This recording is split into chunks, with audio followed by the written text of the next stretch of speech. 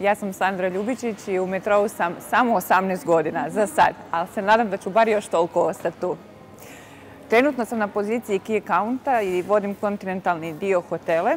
Znači, dnevni posao se sastoji od toga da jako puno vremena provodim u automobilu i vozim se okolo, upoznajem naše drage kupce i brinem se o njihovim potrebama.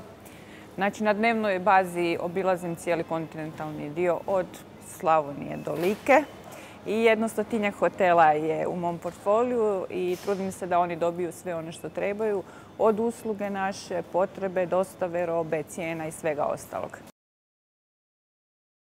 Motiviraju me dobri uvjeti u kompaniji, ne mislim na plaću ako ste mislili da ću to reći, nego sve ostale beneficije i iskustvo koje steknem u ovom poslu i mogućnost usavršavanja, stjecanja novih znanja, upoznavanja novih ljudi i otvaranja novih video kruga, jer svaki novi kupac ima nešto novo za naučiti kod njega.